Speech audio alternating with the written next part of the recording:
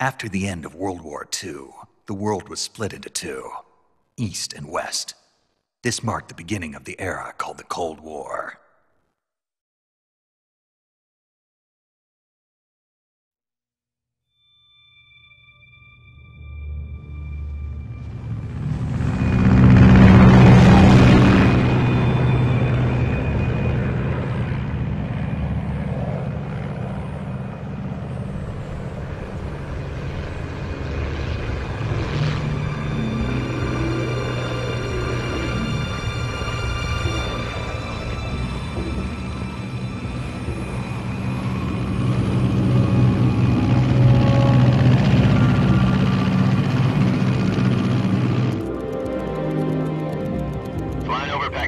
Altitude 30,000 feet.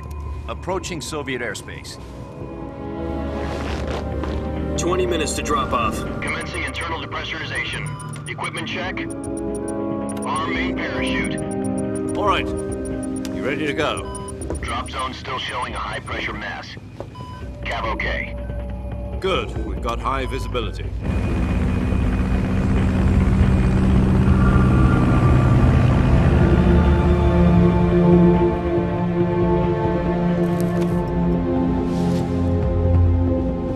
Put out that cigar. Connecting oxygen hose to interior connector. Put on your mask.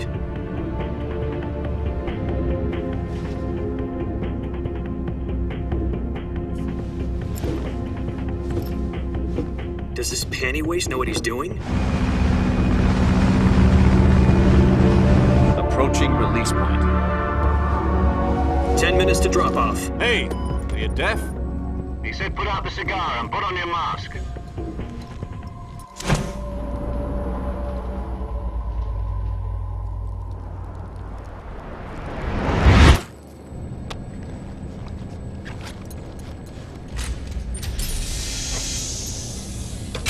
Depressurization complete. Checking oxygen supply. 6 minutes to drop off. Opening rear hatch.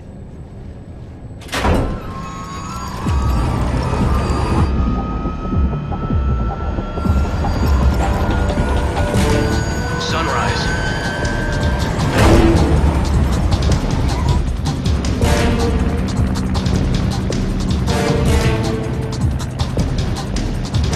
External temperature minus 46 degrees Celsius. 2 minutes to drop off. Stand up. You'll be falling at 130 miles per hour. Try not to get frostbite from the wind chill. 1 minute to drop off. Move to the rear.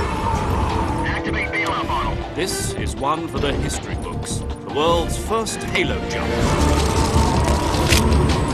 10 seconds to drop off. Stand by. Status okay. All green. Prepare for drop off. Countdown. 5, 4, 3, 2, 1. Spread your wings And fly. God be with you.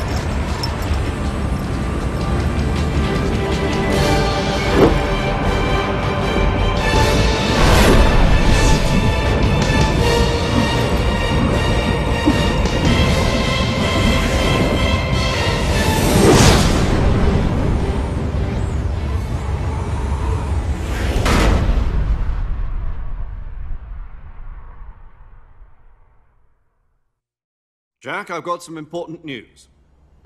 The head of the CIA has finally given us the green light for the virtuous mission. Virtual mission? No, the virtuous mission.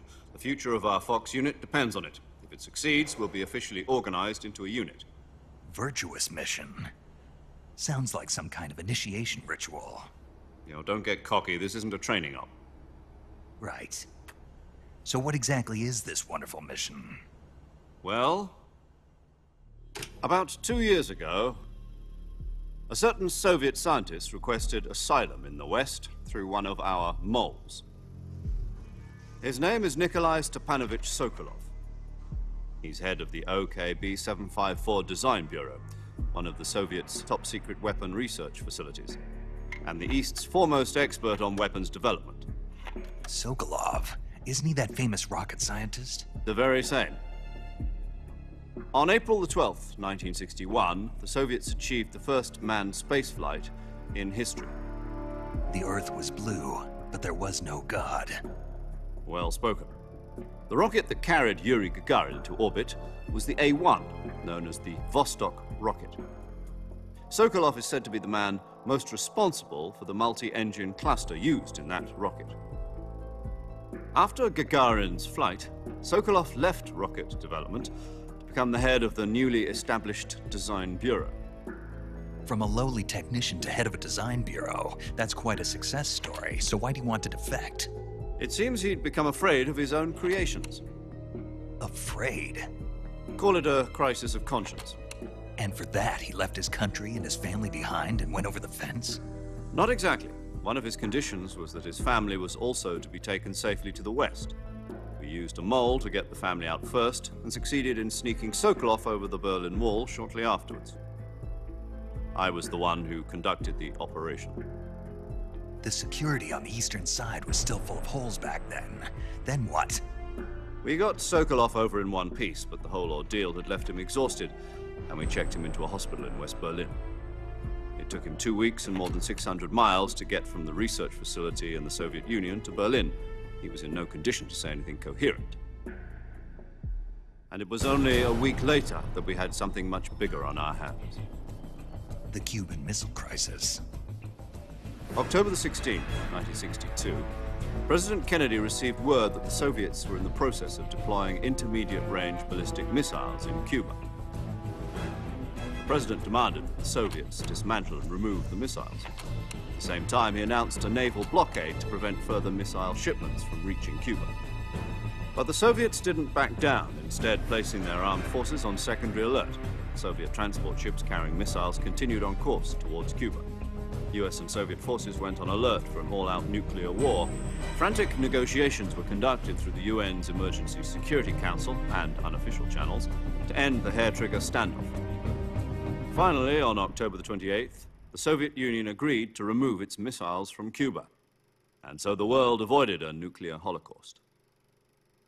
But in order to get the Soviets to pull their missiles out, we had to make a deal. You mean the one where the US agreed to remove its IRBMs from Turkey? No. The Jupiter IRBMs deployed in Turkey were obsolete, and we were going to get rid of them anyway. They had no strategic value whatsoever to either the US or the Russians. The Turkey deal was a ruse, a cover story that was fed to the other intelligence agencies around the world. So what did the Russians really want? Sokolov.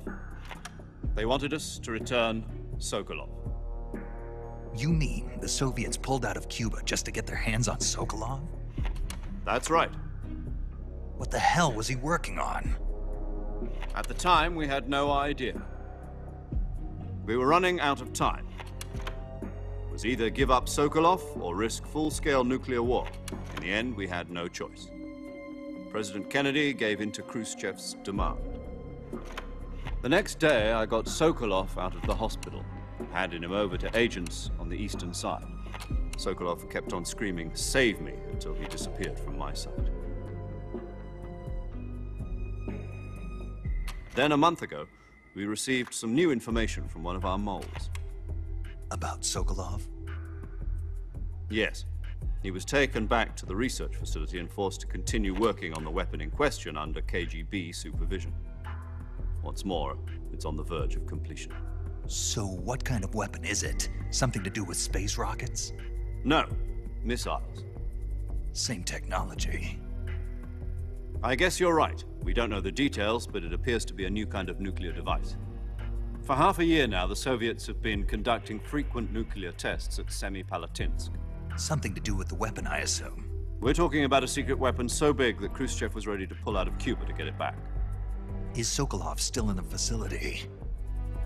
No. According to our intelligence, he's in Selinoyarsk, a place in the mountains about 3 miles to the west that's known as the Virgin Cliffs. The Virgin Cliffs. Nice name for a virtuous mission. They moved him there just recently. Why? Apparently, they're conducting a field test of the weapon, but it's our best chance to get him back. This mission would never have been possible if he was still in the research facility. This is our last chance. Sokolov must have known that too when he contacted us.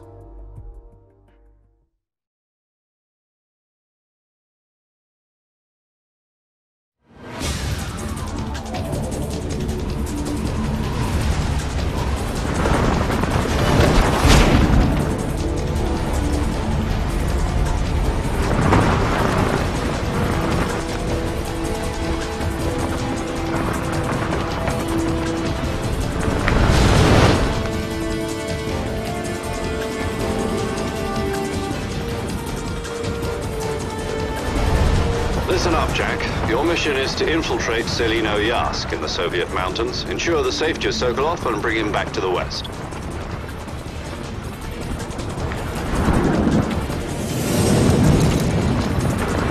If we don't get Sokolov back before that weapon is complete, we'll be facing a major crisis. The clock is ticking.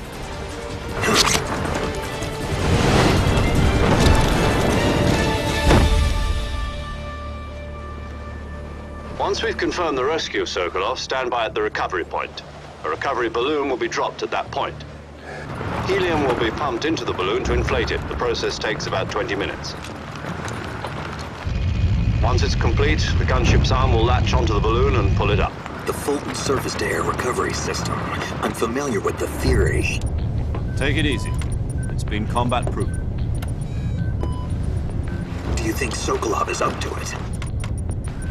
The shock will be less than during a parachute jump, and the arm can handle up to 500 pounds. So you're planning on going over the border in a single combat Talon? She's equipped with two 6-barrel 20mm Vulcan cannons, as well as two 40mm machine guns. Sounds like she could hold her own against a battalion of tanks. Even with the fuel in the reserve tank, we're facing a 4-hour time limit. If all goes well, it shouldn't take more than a few hours.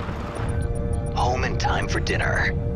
But if anything goes wrong, You'll be eating dinner, breakfast, and all the rest of your meals in the jungle.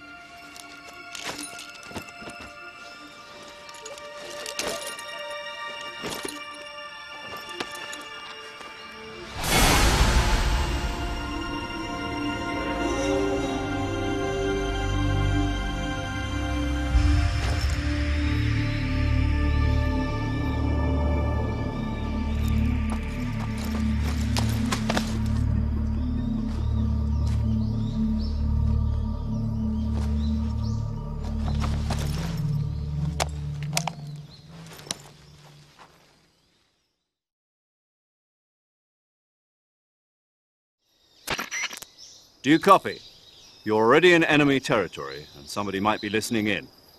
From here on out, we'll be using code names to refer to each other. Your code name for this mission will be Naked Snake. I'll be referring to you as Snake from now on. You're not to mention your real name. Snake? What, you don't like snakes? What do you mean? Well, you've eaten one before, haven't you? In survival training. I'm glad to hear that.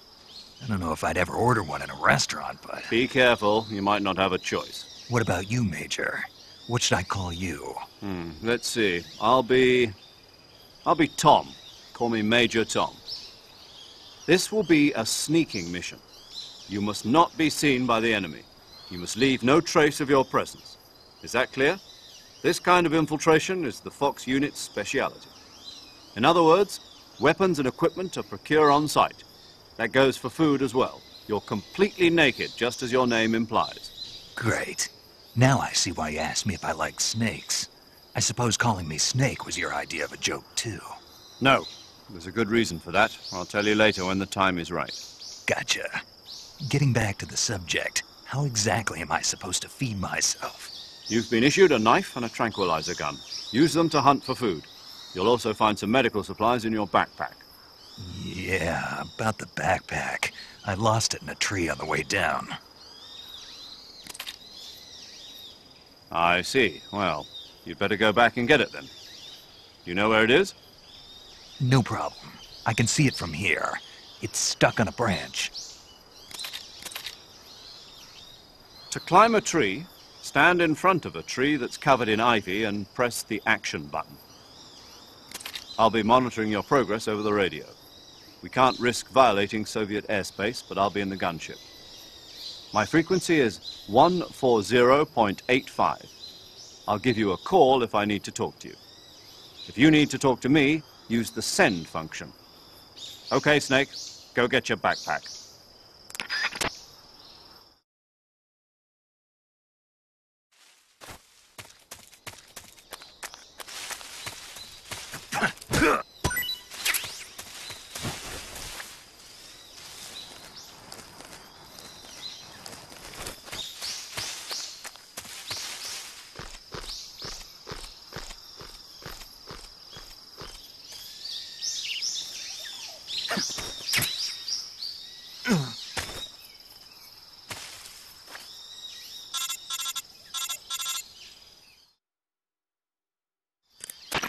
I see you've retrieved your backpack, Snake. To equip a weapon, it's necessary to take it out of your backpack. In the survival viewer, choose Weapon from the backpack. Your available weapons will be displayed in a window in the upper left. From that list, choose the weapon you want to equip and press the Enter button. For other equipped items, just do the same thing from Item.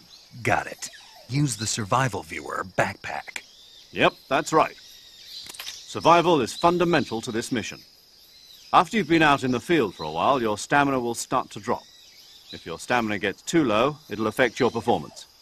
You won't be able to shoot accurately, for example, and your wounds won't heal as smoothly. Keep an eye on your stamina so you don't run out. To recover lost stamina, you can hunt for local flora and fauna. You can use either your tranquilizer gun or your knife to hunt.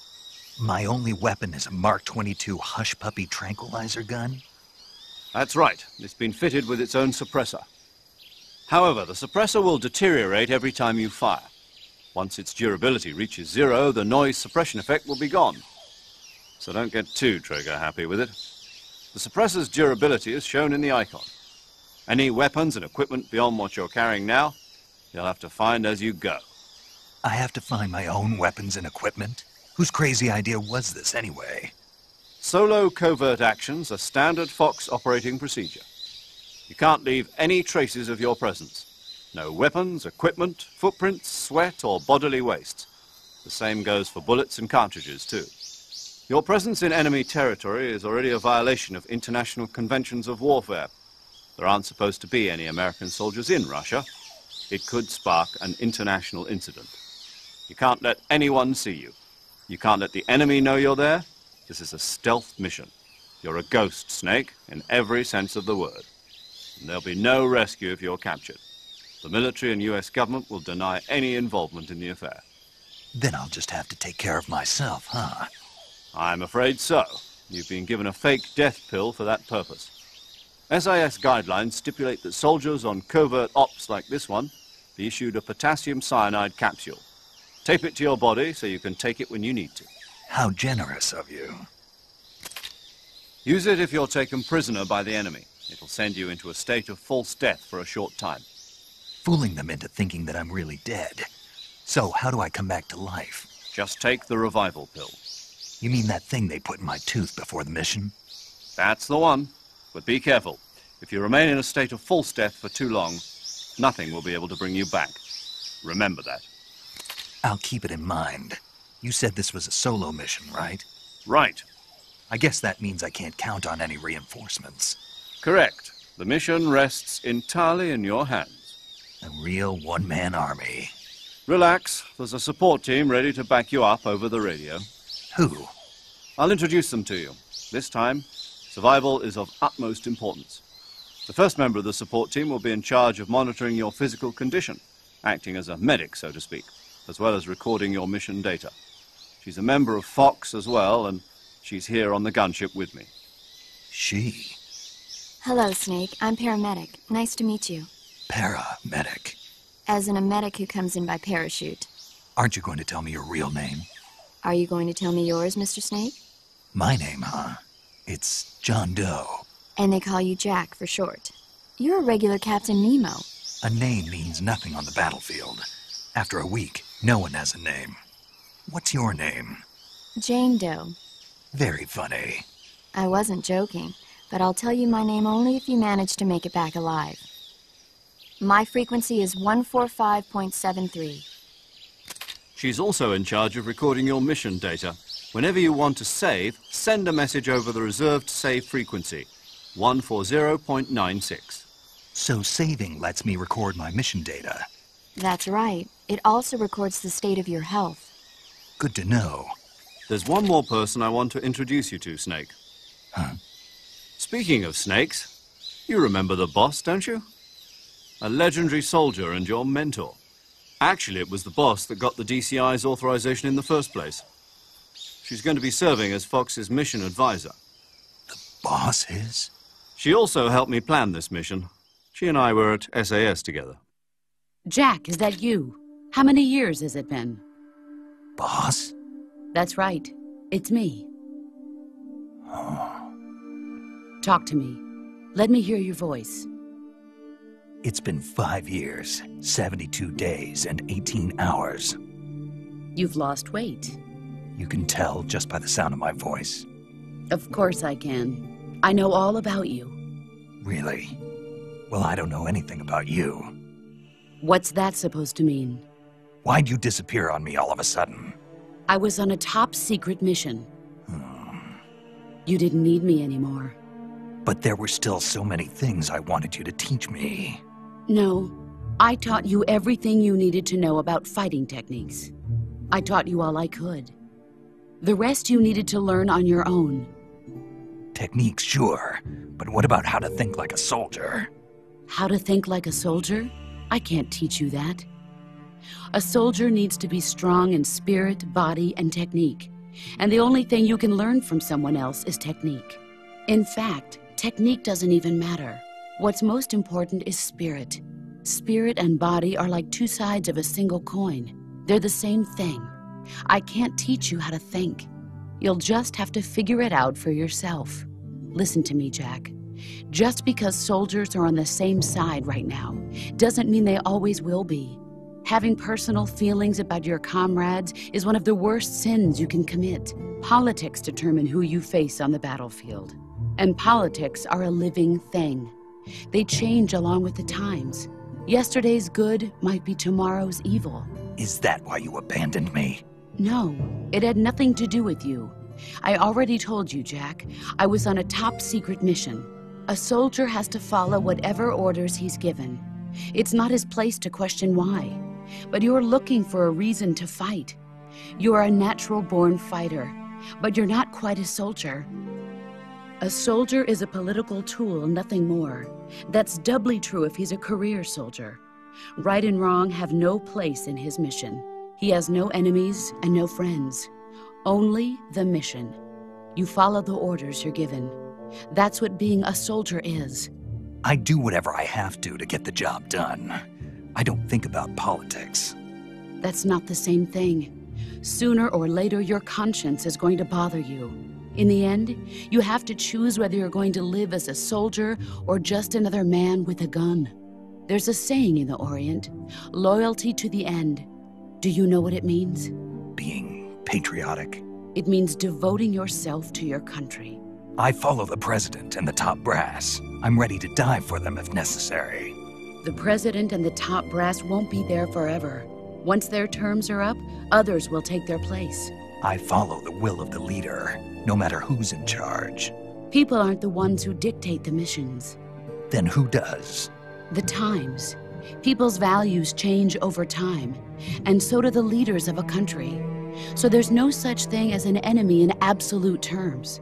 The enemies we fight are only enemies in relative terms, constantly changing with the times. As long as we have loyalty to the end, there's no point in believing in anything, even in those we love.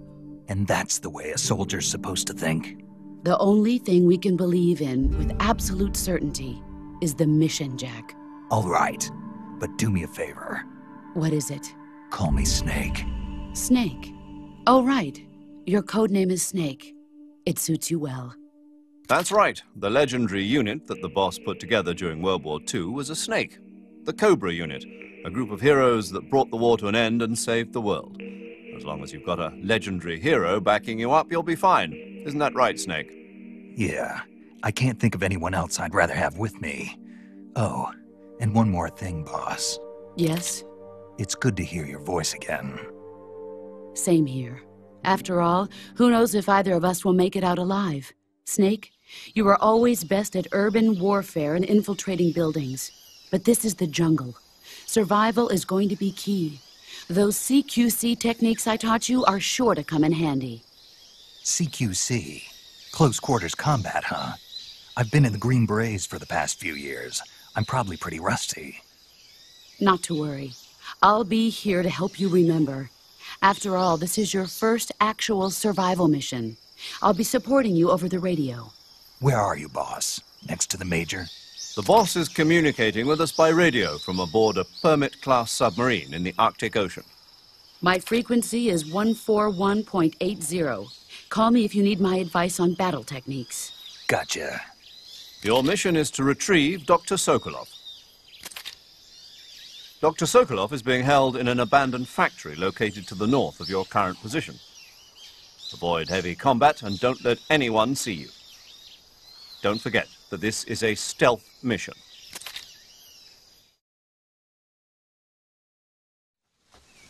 Snake, try to remember some of the basics of CQC.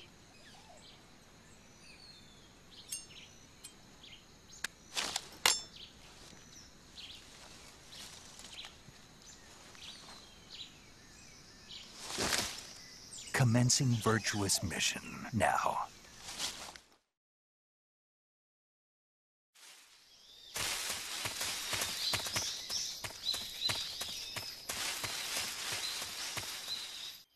Hey, Snake, you ever heard of Godzilla, King of Monsters? No, what is it? It's a movie. You haven't seen it? Nope. It's about this monster called Godzilla, who grows to an enormous size in a nuclear test and goes on a rampage in Tokyo. Nuclear test, huh?